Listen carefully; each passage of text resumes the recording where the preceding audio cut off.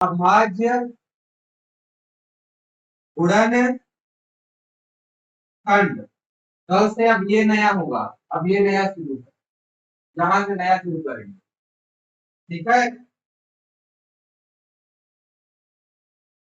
अब जो भी पढ़ेंगे ना अभाज्य गुणनखंड से ही पढ़ेंगे। देखो छह को हम लोग क्या लिख सकते हैं, छह के क्या है गुणनखंड है, एक है, दो है, गुणनखंड हाँ, एक है, दो है, तीन है और छह है ना। लेकिन अगर बोल दे छह को अभाज्य गुणनखंड के रूप में लिखो, तो इसमें अभाज्य संख्या कौन कौन सा है बताओ तो। दो है और तीन है खाली। अभाज्य संख्या हम लोग पढ़े ना, जो केवल खुद से भाग जाता है या फिर एक से भाग जाता है, तो ये केवल दो संख्या है, तो इसमें कैसे लिख सकते हैं अभाज्य गुणनखंड के रूप में, दो गुणित तीन।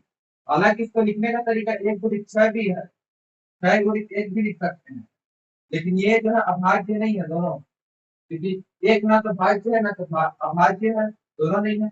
और छह भी भाज्य संख्या के दो से भाग जाता है। ठीक है, तो इसका अभाज्य गुणनखंड क्या हो गया, दो गुणित तीन। अब ऐसे ही 12 का, 12 किससे भाग दे सकते हैं, एक से भाग दोगे 12 से भाग दोगे, दो से भाग दोगे छह से ही भाग दे सकते हो, तीन से ही भाग दे सकते हो, चार से ही, चार किया 12, छह दूनी 12, तो अब खत्म, इतना ही होगा इसका पूरा तुरंत। अब इसको कैसे लिख सकते हो अभाज्य गुणनखंड के रूप में, तो दो तिया छह, दो और तीन से तो भाग जाता ही है। अब गुणित, इसको पहले सिंपल क्या लिखो, चार गुणित तीन, और चार को क्या लिख सकते हैं अभाज्य गुणनखंड के रूप में, दो गुणित तीन, तो ये उसका क्या हो गया अभाज्य गुणनखंड, ऐसे लिखते हैं अभाज्य गुणनखंड। ठीक है, अभाज्य मतलब कि तो ऐसे टुकड़े में बांटना जिसमें सभी संख्या जो है अभाज्य है, ऐसे गुणा के टुकड़े में बांटो जिसमें पहला संख्या, दूसरा संख्या, तीसरा संख्या अभाज्य है। अब इसका निकालने का एक तरीका है अभाज्य गुणनखंड, कोई भी संख्या का निकालने के लिए, जैसे कि मैं बोल रहा हूँ 120 का अभाज्य गुणनखंड निकालो, कैसे निकालोगे 120, ऐसे का निकाल दोगे ऐसे, ये तो तरीका पड़े हो गए। अब देखो अभाज्य में कौन कौन संख्या है, दो तीन पांच सात 11 13 17, कम से कम इतना तक तो पता रहना चाहिए आपने को, इतना तक तो पता है 19 तक का, उसके बाद आगे भूल जाओ। अब देखो ये 120 है ना, तो आखिरी में इकाई में कुछ शून्य है तो दो से भाग जाएंगे, तो पहले दो से ही भाग देते हैं, दो छक्का 12 और दो शून्य शून्य, भाग कैसे देते हैं ना इसमें आके, उसको डायरेक्ट भाग दो, दो छक्का 12, शून्य भाग के दो शून्य शून्य, ये हो गया। अब फिर ये इकाई का अंक शून्य है, मतलब कि दो से भाग फिर जाएगा, दो से फिर भाग कर दो, दो तिया छह, दो शून्य शून्य, फिर दो से भाग जाएगा, दो एक का दो, दो तीन में दो घटाओगे एक, ये 10 हो जाएगा, दो पंचे 10। समझ में आ रही है ये सब चीज, हेलो हेलो, ये समझ में आ रहा है ना, ये समझ में आ रहा है कि नहीं आ रहा है, हेलो। अब देखो अब ये 15 हो गया, ठीक है। अब इन दोनों को जोड़ो, एक धन पांच छह होता है ना, या तो पांच दिख रहा है आखिरी में तो पांच से भाग दे दो, पांच तिया 15, अब तीन दिख रहा है, तीन एकम तीन। अब 120 को कैसे लिखोगे अभाज्य गुणनखंड के रूप में, तो देखो ये सभी संख्या अभाज्य है ना, इसीलिए अभाज्य संख्या से ही भाग देते जाते हैं, है कि नहीं है सभी संख्या अभाज्य, दो भी अभाज्य है, तीन भी अभाज्य है, पांच भी अभाज्य है, तो क्या लिखोगे दो गुणित दो गुणित तीन को पहले लिख दो छोटा है इसलिए पांच, ये क्या हो गया इसका अभाज्य गुणनखंड। समझ गए, समझ गए ना, 120 का हो गई ये। अब वैसे ही कोई और संख्या को मान के चलो, कोई और संख्या है 68। 68 का भाज्य गुणनफल निकालना है। तो 68 के क्या होगा? 68 को कुल मिला के अब देखो इसको गुणा करोगे। 2 दूनी 4, 4 दूनी 8, 8 तिया 24 और 24 गुणित 5 करोगे 5 चौक 20, 2 5 दूनी 10 12। तो जो भाग करके आया रहता है ना वो 120 के बराबर ही रहता है। तो इसको ऐसे भी लिख सकते हैं, इसीलिए बराबर लिखते हैं। ठीक है, अब 68 का लिखोगे। 68 का भाज्य गुणनफल सुनाई दे रहा है ना? क्लियर? तो इसको कैसे करोगे? ये देखो इकाई अंक में 8 है, मतलब कि 2 3 अभाज्य गुणनखंड अभाज्य संख्या से ही भाग देना है ना इसको। अब 4 से भी जाता है भाग, लेकिन 4 से नहीं देना है, अभाज्य संख्या से ही भाग देना है। 11 13 17 19, यही है ना 20 तक, फिलहाल 20 तक याद रखो। अब 2 2 तिया 6, 0 हो गया, 6 6 कट गया, 2 4 8, ये हो गया।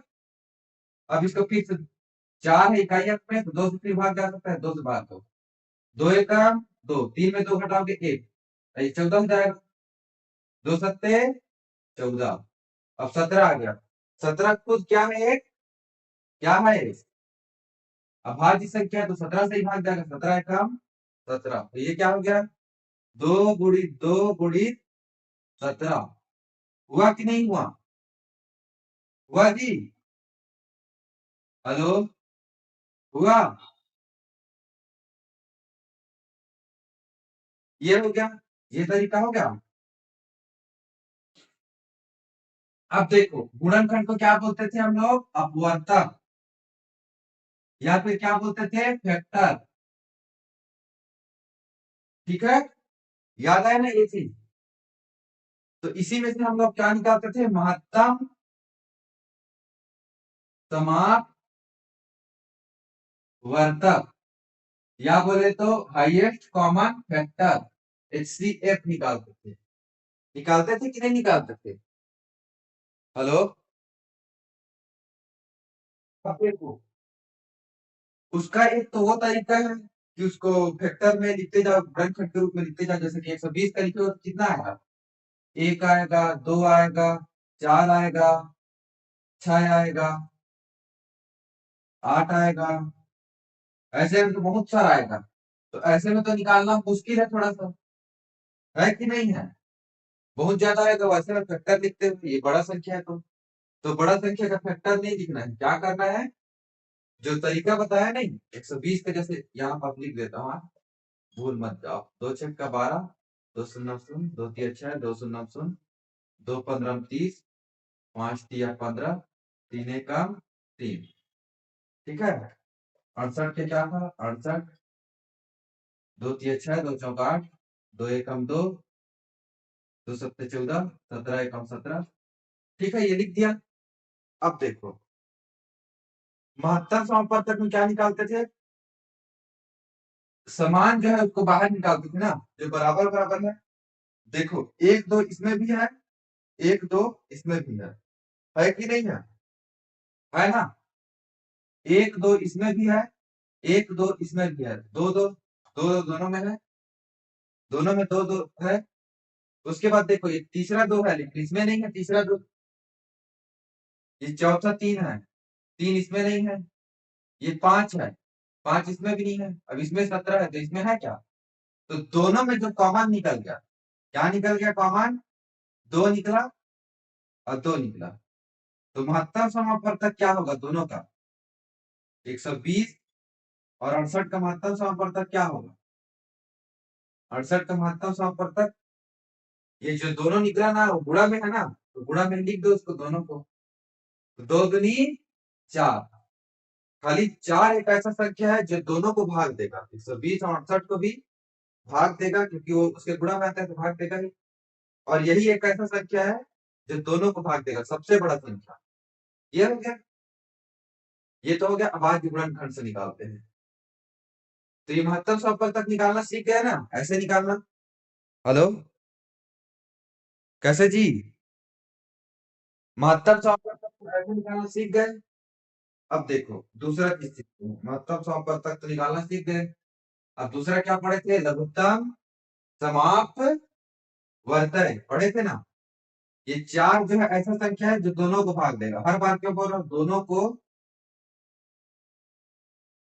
अब चार है तो चार को कौन कौन सा भाग देता है? अब चार के फैक्टर निकाल दो। एक भी दोनों को भाग, एक भी चार को भाग देता है, दो भी चार को भाग देता है, और चार भी चार को भाग देता है। तो एक, दो और चार, ये दो तीनों जो चार को भाग देता है। तो ये भी इसके समापवर्तक है, लेकिन महत्तम नहीं है। महत्तम मतलब सबसे बड़ा। सबसे बड़ा तो केवल चार है। ठीक है। जो इसके फैक्टर रहेंगे चार के, वो भी इसका भी फैक्टर रहेगा। फैक्टर मतलब कि गुणनखंड। लेकिन सबसे बड़ा क्या है? चार दोनों का। अब देखो, ये एक ऐसा संख्या है जो दोनों को भाग देगा और सबसे बड़ा संख्या है। दोनों को भाग देने वाला सबसे बड़ा संख्या, देने वाला सबसे बड़ा संख्या, सबसे बड़ा संख्या। ये पढ़ लिए, समझ में आ गया ना? ठीक है, ये हो गया। अब महत्तम समापवर्तक पढ़ लिए, उसके बाद हम लोग क्या पढ़े थे? समापवर्तक के बाद एक और पढ़े थे, इसको मिटा रहा हूं ना, बाद में लिख लेना। समझ तो गया इसको? समापवर्तक के बाद पढ़े थे 120 और 68 का महत्तम समापवर्तक कितना आया? चार आया था, याद है ना? चार आया था। इतना तो बस याद रखना। अब दूसरा पढ़े थे अपवर्तय। अपवर्तय या फिर बोलूं मल्टीपल। ठीक है। अब इसी में पढ़ेंगे लघुत्तम समाप वर्तय, LCM, least common multiple. Least common multiple. ठीक है। हेलो। अब देखो, लीस्ट कॉमन मल्टीपल पढ़ेंगे हम लोग। तो जैसे वो क्या था, ये एक ऐसा संख्या है जो दोनों को भाग देता है। और लघुत्तम समापवर्तक कैसे है? सबसे छोटा संख्या जो दोनों से भाग जाएगा। सबसे छोटा संख्या जो दोनों से भाग जाएगा। जो दोनों से भाग जाएगा, दोनों से भाग जाएगा।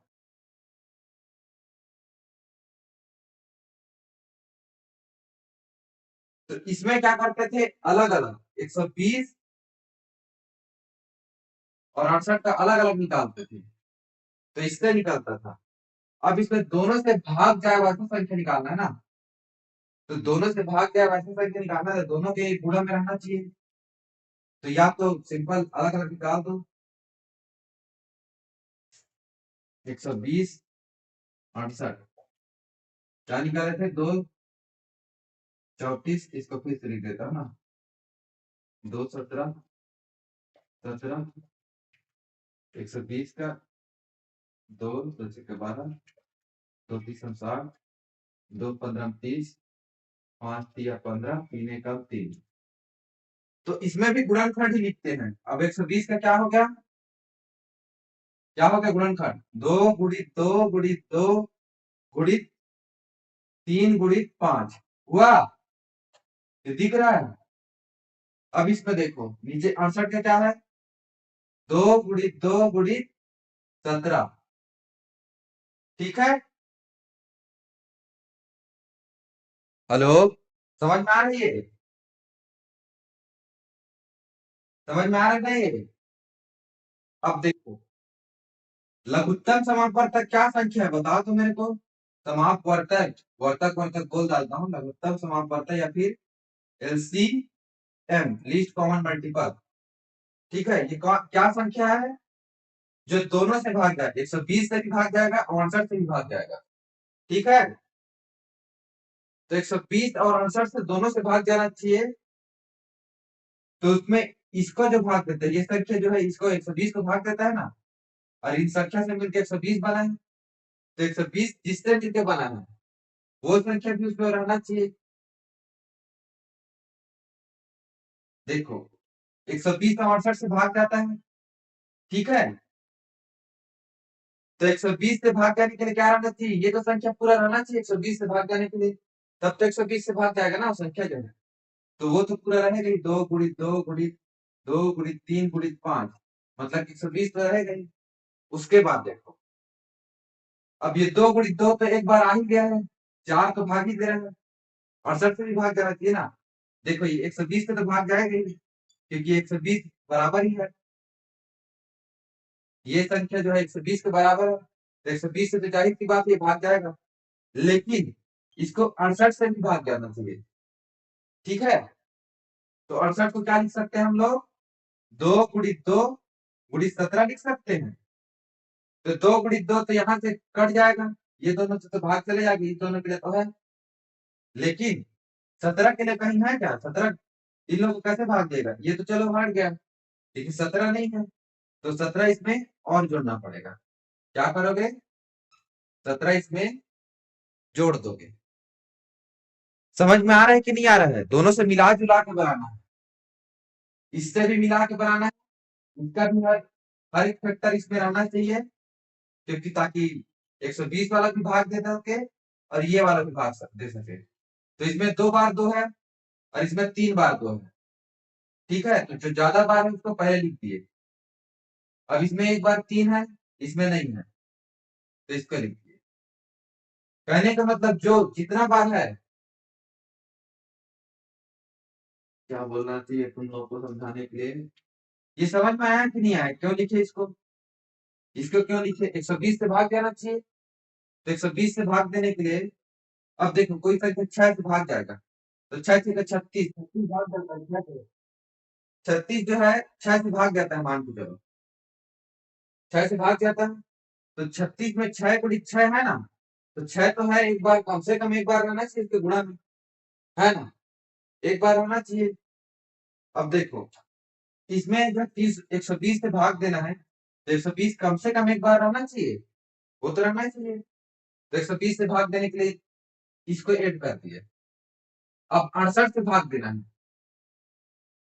68 से भाग देना है, तो कम से कम उसमें 2 गुणित 2 गुणित 17 तो रहना चाहिए, एक बार कम से कम, तब तो भाग जाएगा ना, तब तो इसको 2 गुणित 2 गुणित 17 करोगे तो ये कट जाएगा, ये कट जाएगा, ये कट जाएगा, ये कट जाएगा, ये कट जाएगा, बाकी जो एक्स्ट्रा है वो तो रहेगा ही, लेकिन इतना तो रहना चाहिए 2 गुणित 2 गुणित 17। तो पहले ही 2 और 2 आ गया, तो इसमें क्या एक्स्ट्रा ऐड करेंगे, तो ये 68 से भी भाग जाएगा, क्या ऐड करेंगे, 17 को, 17 को अलग से जोड़ दो। अब देखो इसको 68 से भाग दोगे तो भी जाएगा, 68 से भाग दोगे तो क्या, मान के चलो क्या लिख सकते हैं, 2 गुणित 2 गुणित 17, तो 2 एकम 2, 2 एकम 2, 2 एकम 2, 2 एकम 2, 17 एकम 17, 17 एकम 17, बाकी ये जो है बच गया, जब 68 से भाग देंगे 2 3 6 6 5 6 30, 68 से भाग देंगे तो 30 आएगा, ठीक है। अब देखो इसको 120 से भी भाग दे सकते हैं, 120 से कैसे देंगे, 2 गुणित 2 गुणित 2 गुणित 3 गुणित 5, 120 बराबर यही होता है ना, तो ऐसे भाग दे सकते हैं, 5 एकम 5, 3 एकम 3, 2 एकम 2, 2 एकम 2, 2 एकम 2, तो 17 आ जाएगा उत्तर, 120 से भाग देंगे तो इसलिए दोनों का फैक्टर रहना चाहिए, दोनों का जो गुणनफल है ना कम से कम एक बार आना चाहिए, इसलिए हम लोग 2 गुणित 2 3 बार आ गया है, तो 2 बार फिर एक्स्ट्रा लिखने की जरूरत नहीं है, गुणित 3 गुणित 5, ठीक है, ये हो गया। तो लघुत्तम समापवर्तक कितना निकला, अब गुणित 17 कर देंगे तो 68 से निकला जाएगा, 2 दूनी 4, 4 दूनी 8, 8 तिया 24, और 24 पंचे 24 गुणित 5 कर दे, 5 चौ, अच्छा वैसे तो यहाँ तक का 120 होता है गुणा, देखो 120 तो दिखाया ही है, तो 120 लिख दो। अब गुणित 17 कितना हो जाएगा, 17 शून्य शून्य, 17 दूनी 34, 4 और 3 को हासिल में लिख दो, 17 एकम 17, 17 3 20, तो 2040 सबसे छोटा संख्या है जो दोनों से भाग जाएगा, इसको 68 से भी भाग दे सकते हो, 120 से भी भाग दे सकते हो। ये तो हो गया गुणनखंड मेथड से, अभाज्य गुणनखंड के मेथड, अभाज्य गुणनखंड के मेथड से क्या लिखोगे, लिख दो, 3 भी एक बार आ रहा है, 5 भी एक बार आ रहा है, लिख दिए और 17 को लिख दिए। अब लघुत्तम समापवर्तक निकालना समझ में आया? आया कि नहीं आया? हेलो? तो ये एक ऐसा संख्या है, अब देखो लघुत्तम जो है हमेशा ये दोनों संख्या से बड़ा होता है ना, और महत्तम जो है ये दोनों संख्या से छोटा रहता है। अब देखो मेरे को एक चीज बताओ, अब मैं मान के चलो दो संख्या कौन कौन सा है, 120 गुणित 68 है ना, इन दोनों को लिख दूंगा तो कैसे लिख सकता हूँ, 2 गुणित 120 को कैसे लिख सकते हैं, 2 गुणित 2 गुणित 3 गुणित 5 लिख सकते हैं, लिख सकते हैं कि नहीं लिख सकते? 120 मतलब यही होता है बराबर, और गुणित 68 को क्या लिख सकते हैं, 2 गुणित 2 गुणित 17 लिख सकते हैं कि नहीं लिख सकते बताओ? लिख सकते हैं ना, 2 गुणित 2 गुणित 17 लिख सकते हैं। हेलो सुनाई दे रहा है? हेलो? 120 को आप लोग क्या लिख दिए, 2 गुणित 2 गुणित 3 यहाँ से लिख दिए 120 बराबर, 120 बराबर है वो, और गुणित 68 ये लिख दिए। ठीक है, इतना समझ में आया? आया कि नहीं आया? हेलो?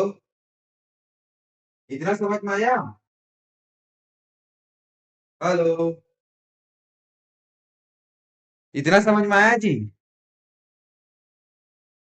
अब देखो उत्तम समापवर्तक में क्या है, इतना तो है कि गुणित 17 है, ये है प्लस गुणित 17 है, इसको अलग कर दो तो ये क्या है, ये दोनों क्या है, दोनों मिला के क्या बनता है, गुणित 17। अब देखो 2 गुणित 3 गुणित 4 है, 2 3 6 6 4 24, ये तो ऐसे कर दो लगातार, या फिर 2 गुणित 4 गुणित 3 कर दो, 2 चौक 8 8 3 24, तो गुणा में आगे पीछे भी करोगे ना तो कोई मैटर नहीं रखता।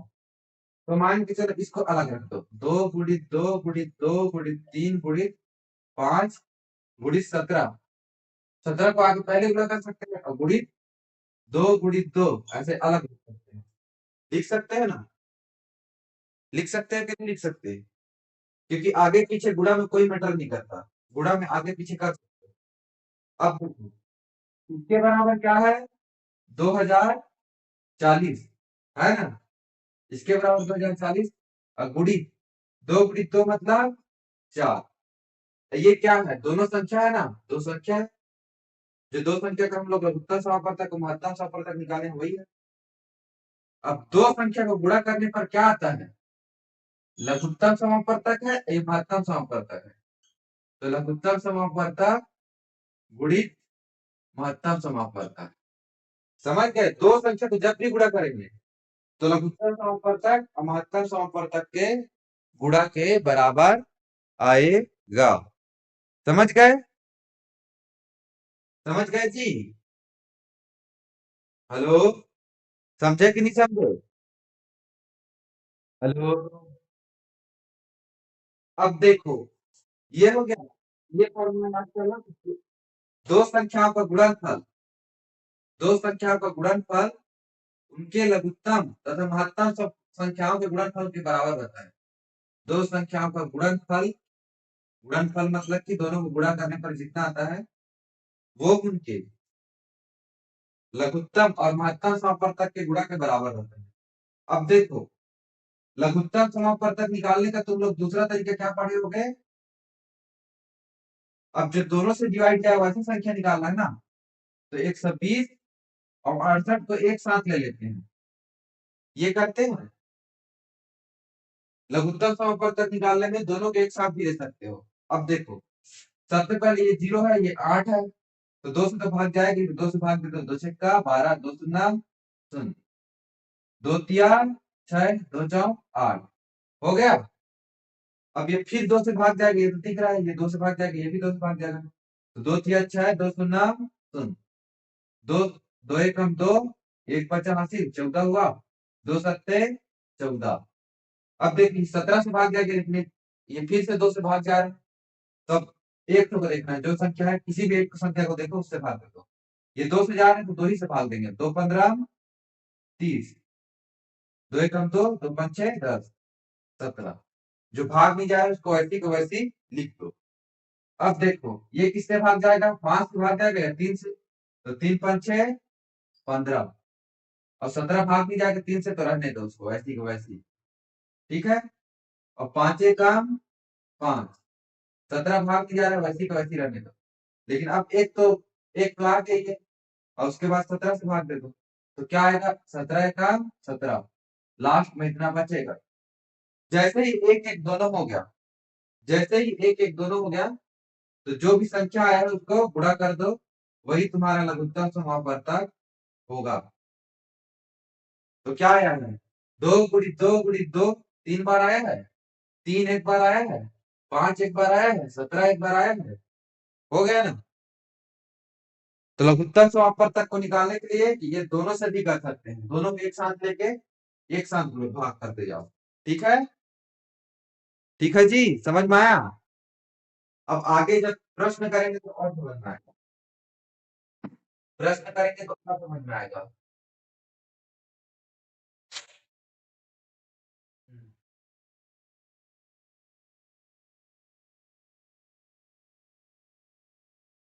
हेलो,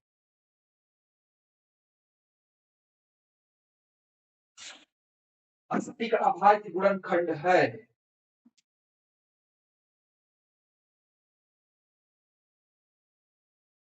अब महत्तम समापवर्तक और लघुत्तम निकालने के लिए सीख गए, अभी खाली 2 नंबर का सीखे हैं, अब 3 नंबर का सीखेंगे।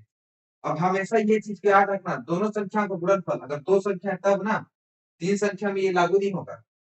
2 संख्या जब भी है, 2 संख्या का गुणनफल किसके बराबर रहेगा, उन लोग के लघुत्तम समापवर्तक गुणित महत्तम समापवर्तक। ठीक है, अब देखो मिटा देता हूं, भी बाद में लिख लेना। अब हम क्या पढ़े हैं, अब इसमें क्या दे देगा, 120। अब 2 संख्या के बाद 3 संख्या को बढ़ते हैं, लघुत्तम समापवर्तक और महत्तम समापवर्तक।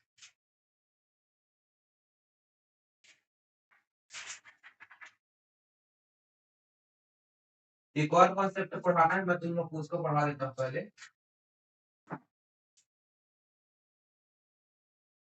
कभी सह अभाज्य संख्या पढ़े हो, सह अभाज्य संख्या सुने हो, सह अभाज्य संख्या सुने हो कि नहीं सुने हो, इसी को इंग्लिश में बोलते हैं को प्राइम नंबर,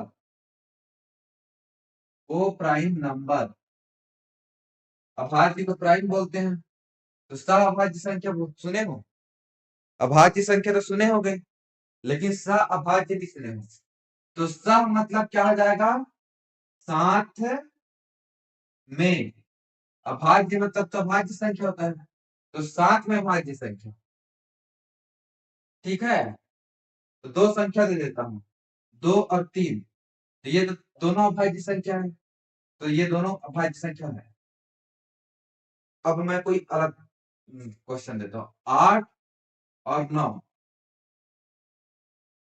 8 और 9 का देखो, बताओ ये दोनों किसी भी एक संख्या से भाग जाएंगे क्या, ये दोनों को बताओ, कोई भी एक संख्या से भाग जाएंगे, बताओ। 8 तक किससे किससे भाग जाता है, 1 से जाता है, 2 से जाता है, 3 से जाता है, 3 से नहीं जाएगा, 4 से जाएगा और 8 से जाएगा भाग। 9 किससे किससे भाग जाएगा, 1 से जाएगा, 3 से जाएगा और किससे जाएगा जी, 9 से जाएगा। ठीक है, इन दोनों में कुछ ऐसा संख्या है जो दोनों दोनों को भाग देता है, खाली एक है ना। समान उभयनिष्ठ क्या है, समान, ये समान क्या पढ़े थे, समान गुणनखंड। इन दोनों का समान गुणनखंड या फैक्टर केवल, तो ऐसे संख्याओं का समूह, ये देखो 9 जो है 3 से भाग जाता है, 6 जो है 3 से भाग जाता है, लेकिन ये तो नहीं जाता ना 3 से भाग, तो ये कट गया। अब 2 से भाग ये जाता है, 8 जाता है भाग, 6 भी जाता है, लेकिन 9 नहीं जाता है।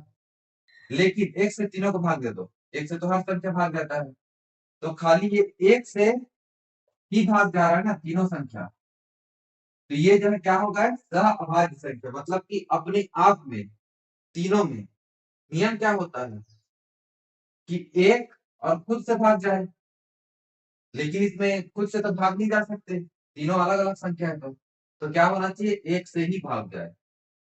तो सहअभाज्य संख्या ऐसा संख्या है जिसका या तो महत्तम समापवर्तक एक है, या जो जितने भी संख्या दिया है वो केवल एक से ही भाग जाए, उन लोग का समान गुणनखंड केवल एक हो। ये समझ गए कॉन्सेप्ट? समझ में आया कि नहीं आया जी? सहअभाज्य संख्या। हेलो, हेलो, सहअभाज्य संख्या समझ में आया? हेलो, हेलो, किसी को सुनाई दे रहा है मेरा आवाज? तो कोई बोलो। सहअभाज्य संख्या समझ में आ गया तो अगला प्रश्न पढ़ाते हैं, प्रश्न से करेंगे, अब जितना भी होगा ना प्रश्न, इसलिए ये कॉन्सेप्ट पूरा हो गया। 12, 45 और 75 का महत्तम समापवर्तक निकालो।